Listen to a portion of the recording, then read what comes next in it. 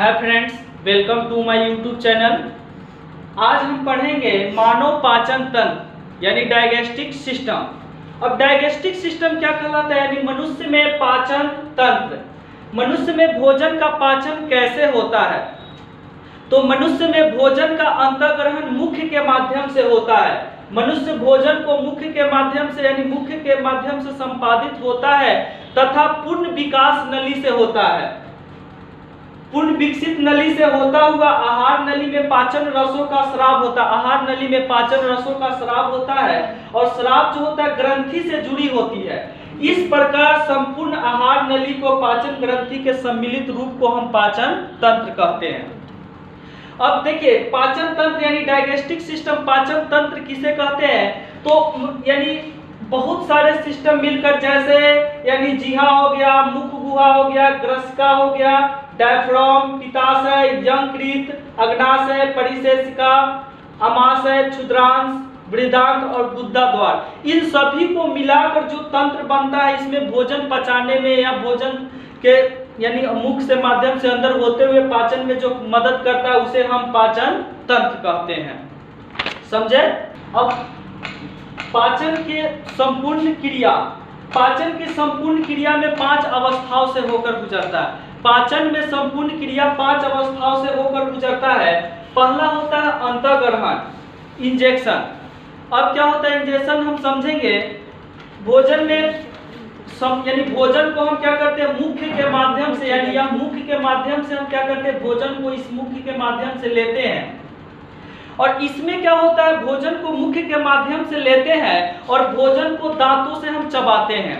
चबा चबा कर इसको बहुत छोटा महीन करके हम पीस लेते हैं।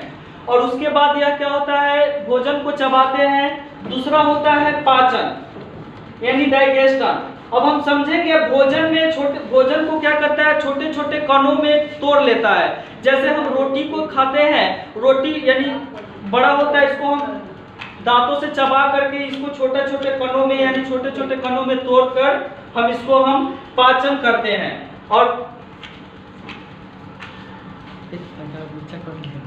अवशोषण, अब समझेंगे अवशोषण, एवोजेशन यानी पचे हुए भोजन को क्या करता है, उसको रक्त तक पहुंचाता है। जैसे जो हम भोजन को करते हैं तो कुछ भोजन पचता है, कुछ अनपचा हो जाता है। तो पचा हुआ भोजन को क्या करता है, रक्त तक पहुंचाता है यानी ब्लड तक पहुंचाता है। और रक्त तक पहुंचाता है, इससे क्या करते हैं, इससे हमको ऊर्जा मिलता है। और इसी ऊर्जा की मदद से हम क्या करते हैं, किसी काम को करते हैं। इसी यानी जो रक्त तक हमको जो पचा हुआ भोजन पहुंचाता है वह रक्त तक पहुंचाता है, इससे हमको ऊर्जा मिलता है। इस ऊर्जा से हम क्या करते हैं, काम को करते हैं। जैसे खेलने का काम, पढ़ने का काम या किसी भी काम में हम उस ऊर्जा को लगाते हैं। उसके बाद आता है स्वांगीकरण, एसिलेशन। स्वांगीकरण क्या होता है, इससे हमको जब यह रक्त तक पहुंचा तो ऊर्जा मिला और उस ऊर्जा से हम उसका उपयोग करते हैं। और उपयोग के रूप में जैसे हम गाड़ी चलाते हैं, भोजन यानी पकाते हैं या काम करते हैं या खेलते हैं, यह सब ऊर्जा का हम भोजन के जो लेते हैं उससे हमको ऊर्जा मिलता है और उस ऊर्जा से हम काम करते हैं। उसके बाद होता है मल परित्याग, यानी मल परित्याग क्या होता है, डिप्रेशन। जैसे हम जो भी अनपचा भोजन होता है, जैसे भोजन को हम किए तो उसमें कुछ भोजन अनपचा भी होता है। तो अनपचा भोजन जो होता है एक माध्यम से यानी गुदा द्वार द्वारा यानी मल मूत्र के माध्यम से या बाहर निकल जाता है। इसको हम क्या करते हैं, त्याग देते हैं। यही क्या होता है, मल त्यागना कहते हैं। ये सभी प्रक्रिया भोजन पाचन में के प्रक्रिया होते हैं। समझे? भोजन की पाचन तंत्र। समझेंगे भोजन से हमें क्या प्राप्त होता है। तो भोजन के रूप में, जैसे भोजन को हम यानी ऊर्जा के रूप में लेते हैं तो भोजन से हमें क्या प्राप्त होता है। भोजन में हमें जैसे भोजन करते हैं तो भोजन के साथ हम जल भी लेते हैं। तो भोजन और जल को लेते हैं तो इससे हमें क्या प्राप्त होता है, तो इससे हमें कार्बोहाइड्रेट, प्रोटीन, वसा, विटामिन और जल तथा अन्य क्या होते हैं, तत्व हमें मिलते हैं। इन्हीं सभी से हमें क्या होता है, ऊर्जा मिलता है। इन्हीं सभी से हमें क्या मिलता है, ऊर्जा मिलता है। और इस भोजन से हम क्या करते हैं, ऊर्जा के रूप में जो ऊर्जा मिलता है उससे हम इसका काम करते हैं। भोजन के पाचन में सहायक अंग।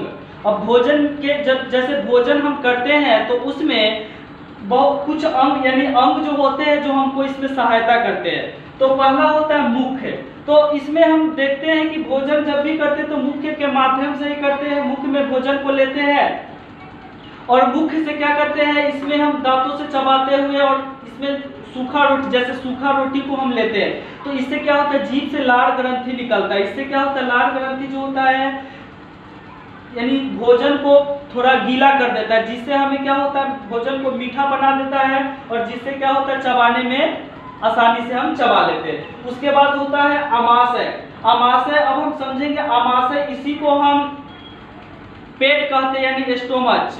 अब आमाशय होता है, उसके बाद होता है इसमें पेट में क्या होता है, उसके बाद आता है पक्वाशय, उसके बाद छोटी आंत, उसके बाद होता है यानी छोटी आंत स्मॉल इंजेक्शन। अब उसके बाद होता है यकृत, यकृत यानी लीवर, और यही लीवर होता है और लीवर से होते हुए पित्ताशय, गैल